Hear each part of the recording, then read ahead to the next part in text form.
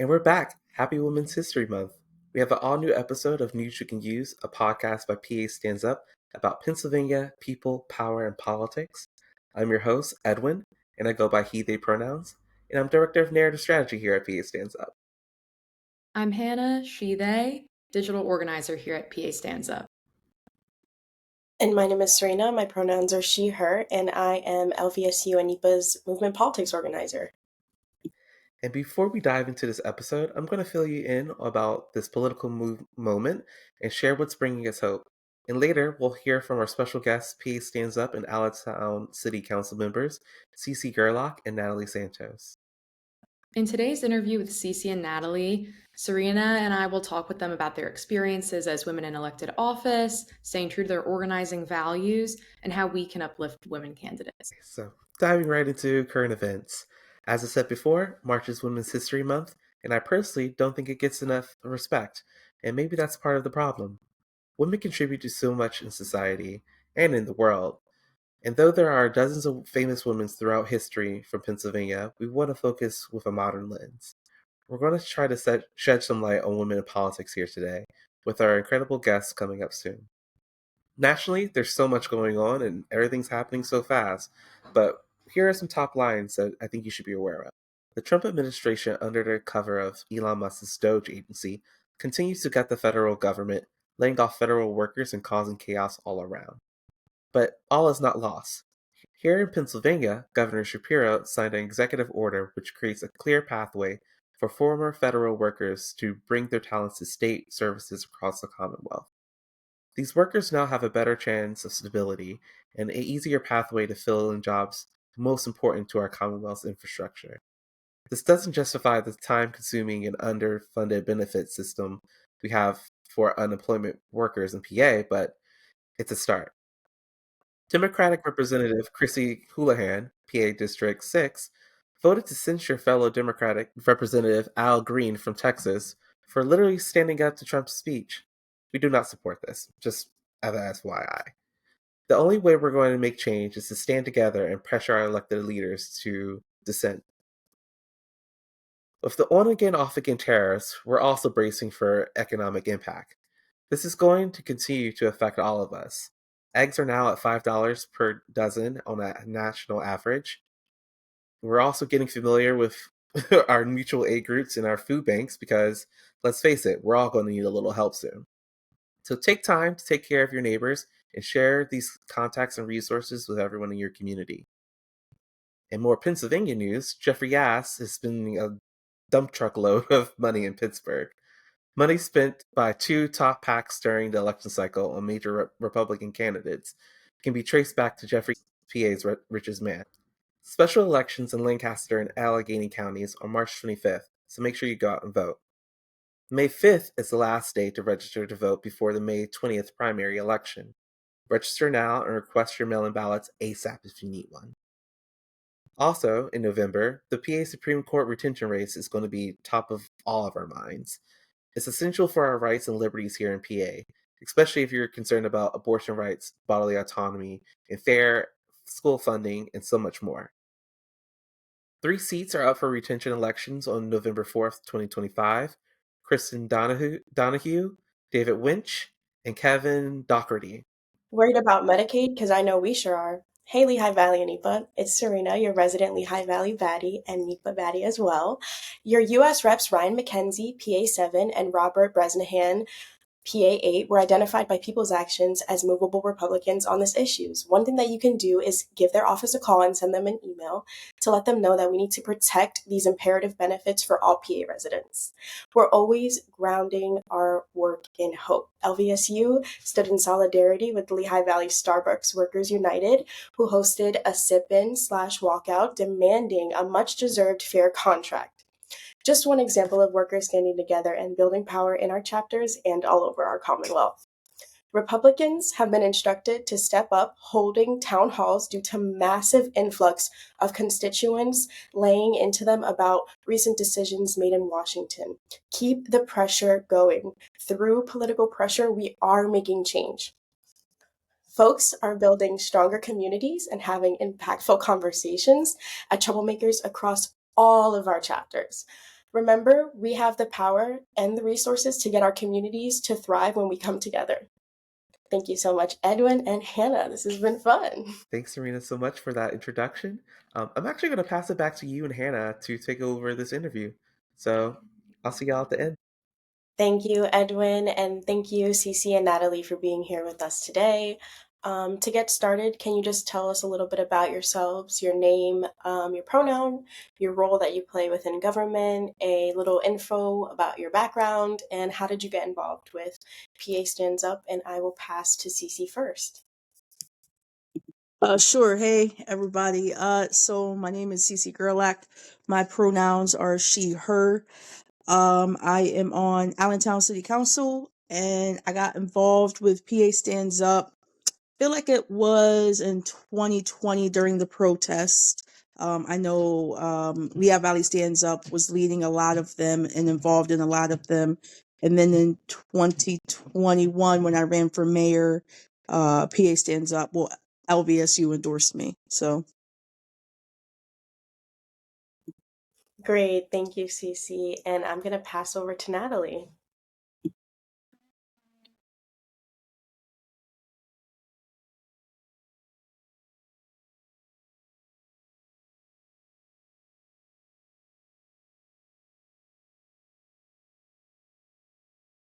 I got involved in politics very similar to, well, with LVSU, very similar to CC during 2020. That's also when I decided to run.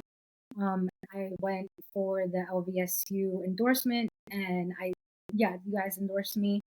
And I started getting more involved actually because of my good friend Sarina here. She started inviting me to events, so I felt more comfortable to go when I had a friend there. So that's my story.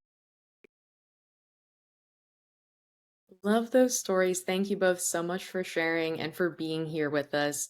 Let's dig into some more questions. What or who inspired you to run for office? Natalie, let's start with you this time.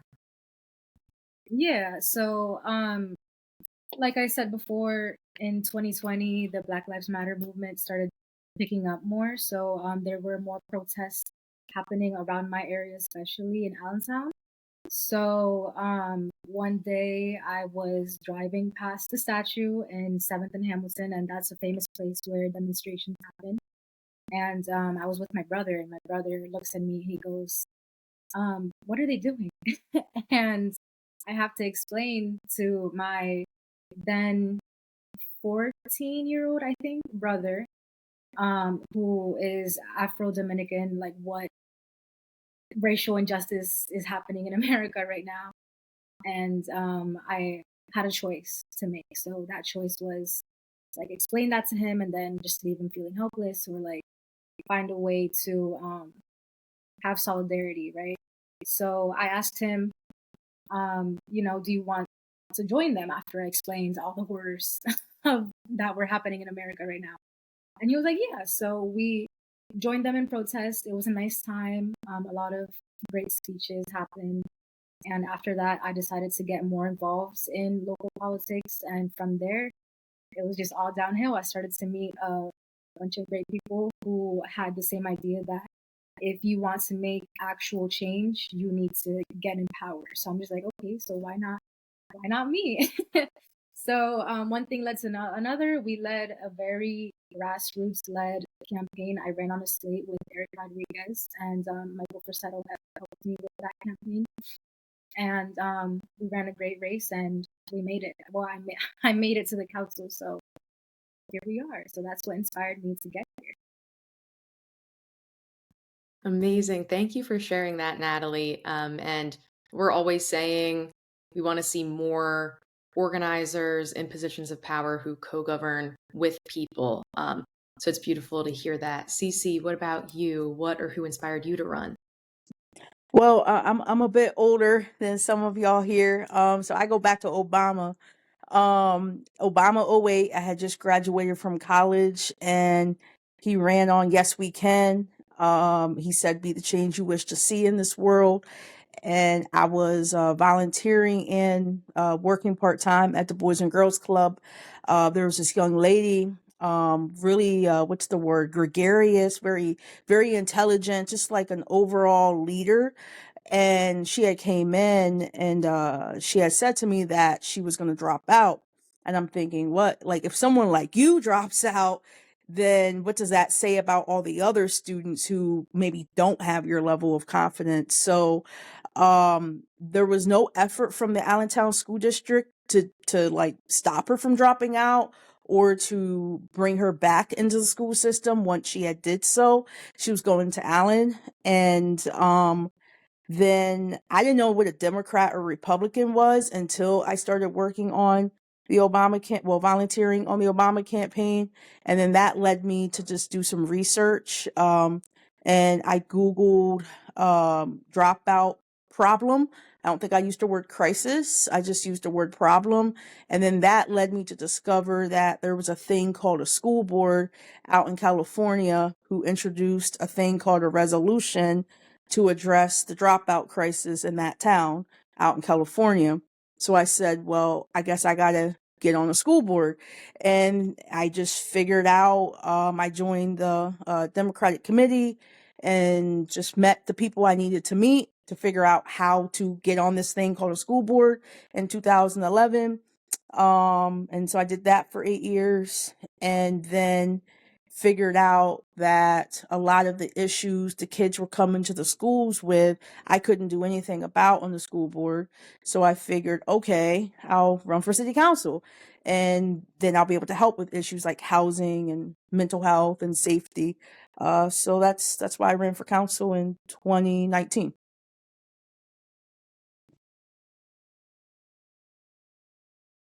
Thank you for sharing that, Cece. Our next question is, how do you stay true to your values as an organizer while navigating the political landscape? And what roles does your community play in your governing? I'm going to pass it back to you to start this time, Cece. Yeah, so politics can be evil, straight up evil. There are so many corrupt, manipulative people who are just really disingenuous in what they are doing. They are there for power. They are there for prestige. They are in some cases there to directly do harm to oppressed, marginalized communities. There are racist, there are homophobic people elected. So to be constantly surrounded by people who are like that and just really not seek power to do good, but seek power to harm communities, it gets hard. But at the end of the day, at least for me, I come from a very poor family. I'm working class even now at the age of 39. I don't think I'll ever move beyond this bracket.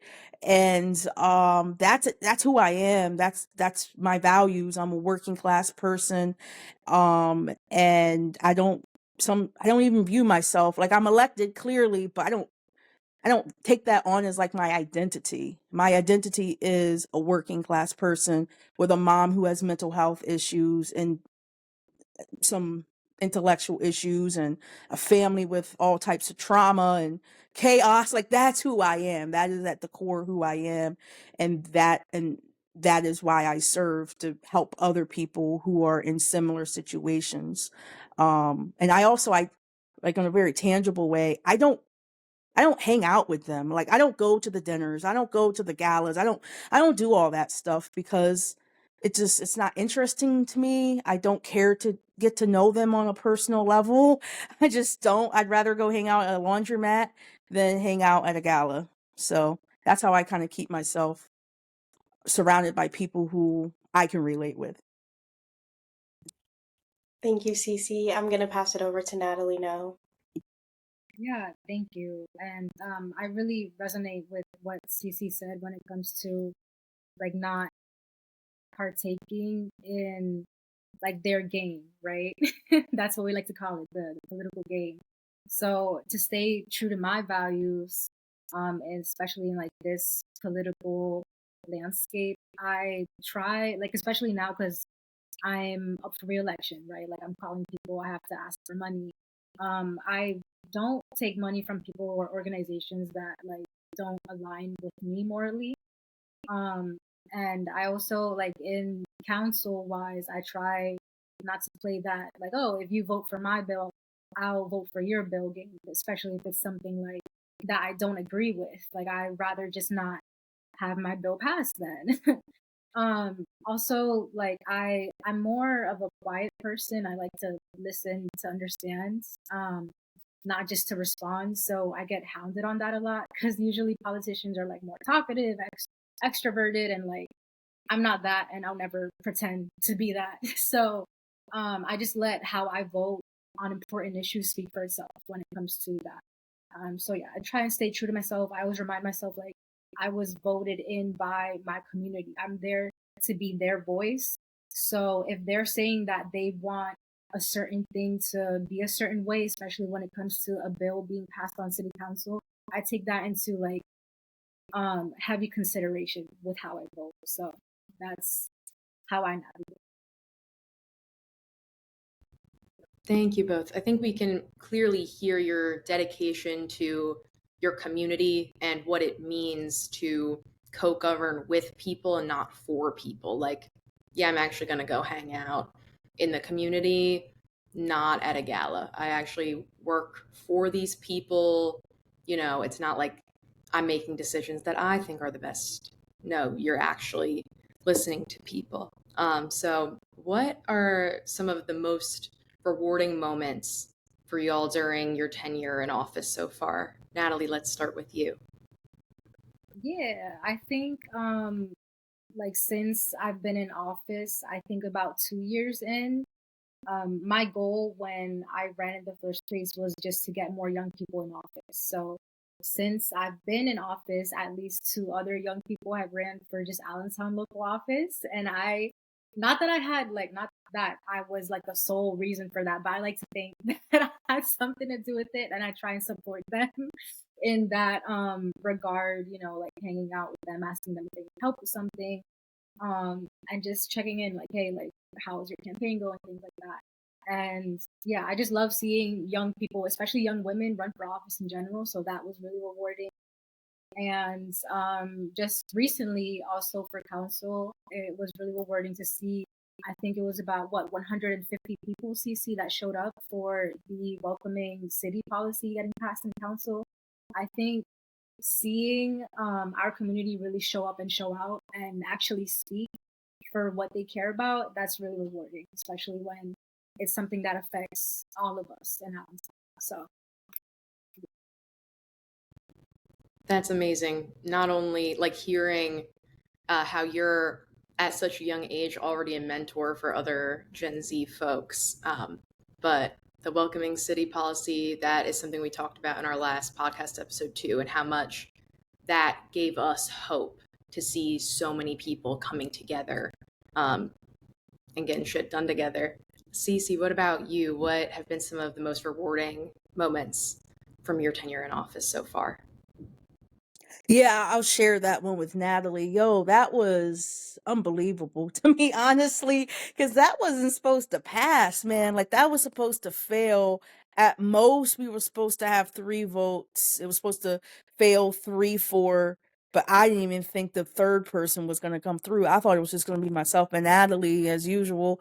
But to have all those people there, people to share their testimonies of either being direct descendants, like first generation from immigrant families, or some people were there. I looked out, they didn't speak, but I saw them and I know they have some different statuses in their families when it comes to documentation. And they were there, and I'm just thinking the whole time, like, yo, like this is power. This is power, not us up there. Like, y'all got the power. But yeah, so that, and then from school board, there's this school called the Newcomer Academy.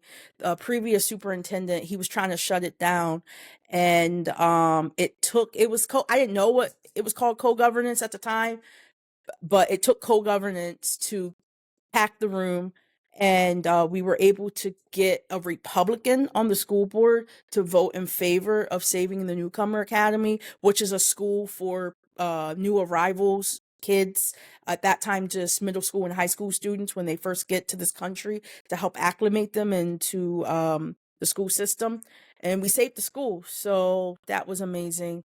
But I would have to say, even more amazing than that is that my goddaughter, who is, what is Sheila, 25 now? She's a super voter, and I'll take some credit for that. My other goddaughter works for a voter registration organization. I'll claim that too. And my mom votes. Everyone in my family votes now. So that's even more important. Thank you, Cece. I definitely share the same sentiment. Being able to watch, like in person, the welcoming city policy being passed in a place where I vote was really special to be a part of that. So thank you guys for putting that on the ballot and representing us properly. The next question is there a particular woman in politics who inspires you? Share a little bit about their philosophy and or an impactful quote for them. And I'm going to pass it back to you to start, Cece. Sure. A couple. I mean, Fannie Lou Hamer. Love that woman. So I mean, just to have that power for her to be able to stand in front of a group of Democrats who should have accepted her, acknowledged her, and she should have been able to be there as a delegate and to speak truth to power, and to have the freaking press cut her off. Like, she's a sharecropper. That's how much, but she was a threat. Asada Shakur, and just being, I don't want to call her militant, but just being very, yeah, just unapologetic, just being very unapologetic and her beliefs, and fighting for the oppressed, to the point where she had to flee. I mean, I'd say those are the two women that if I could be half of what they are, um, I'll be something.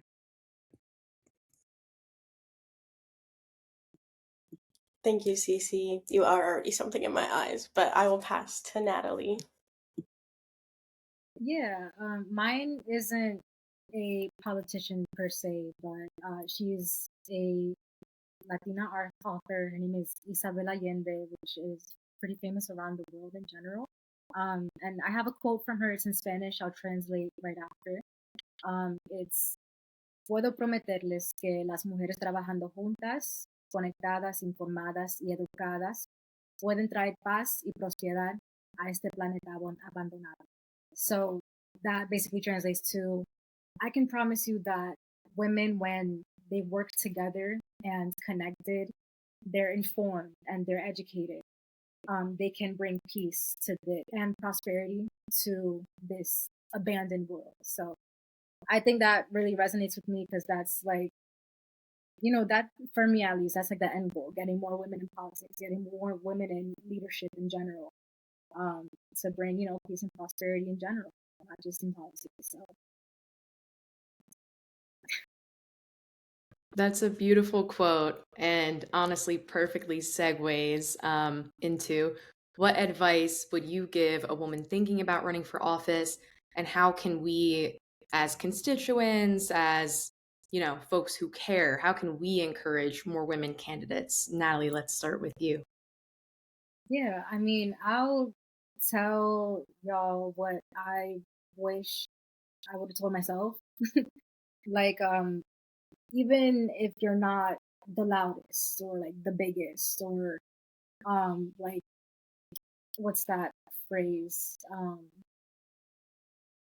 conventionally attractive, like, you and your ideas are important, and if you have the capacity to, you should be in office and share those ideas. So yeah, I think that we should encourage more women to be candidates by offering them support, like actual undivided support, especially if that is like a political organization. Like, I feel like they should be reaching out to these women that maybe they don't have that thought of running for Allentown City Council, for example, or for some type of local office, and be like, hey, like, how would you feel about doing this? And like actually explaining what those kinds of positions entail, so that they can feel like they actually can do it, like it's actually tangible. Because when I know when I started, I was like, oh my god, like, what am I doing? This is going to be so crazy. And it is a little crazy, but it's actually tangible and it was attainable. So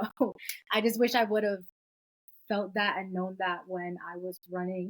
But yeah, I think that's how we should encourage more women to be candidates.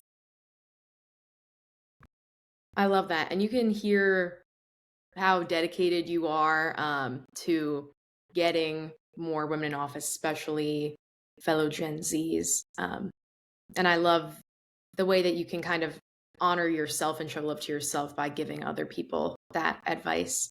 Cece, what would your advice be for women thinking about running for office? Yeah, I felt that when Natalie was speaking, because I remember what it was to be young in my 20s, and you're up there with, and on school board it was like lawyers and doctors and stuff. I would say the advice would be that no matter that, all experience is valuable, and all experience is a skill, is an asset. That even if you don't have a degree, if you don't come from a political family, whatever your experience is, that is what is needed. So if your experience is being homeless, that is your experience and it's needed. If it is being a CEO of a company, good for you. I think far too often, like, we look and we think, oh, this is what a politician is and this is what skills they need. Nah, like, whatever you have done, that is what is needed. Because far too often these boards, like, they've got enough CEOs, they've got enough doctors and lawyers, and damn sure got enough police. They don't have enough young people. They don't have enough gay people. They don't have enough homeless people. They don't have enough. Those are the voices that are missing. So I wish I would have known that too when I was younger, so I wouldn't have been so intimidated by everybody else with, like, pedigrees. Thank you for that, Cece. Natalie, Cece, thank you so much for taking the time out of your day to be here with us today. As a Lehigh Valley resident and someone who works in the Valley, I'm really happy to work alongside you guys and to be able to move great work in and out of these spaces. So thank you so much for being here today, and I can't wait to see what we all do in the future. Thank you. Thank you, guys. Thank you. Thank you to our inspiring guests, Natalie and Cece, and guest host Sarina, for joining us. If you enjoy our show, please follow us and share with your friends and your enemies. Be sure to come back next month to hear about all things Pennsylvania, people, power, and politics. Until then, this is your host, Edwin, and don't forget, Pennsylvania is for all of us. We'll see you in the streets. This episode of News You Can Use was produced by PA Stands Up member Liz Levins, Director of Narrative Strategy Edwin Stubbs, and Digital Organizer Hannah Henrishon. If you have any questions or topic suggestions, please email us at comms@pastandsup.org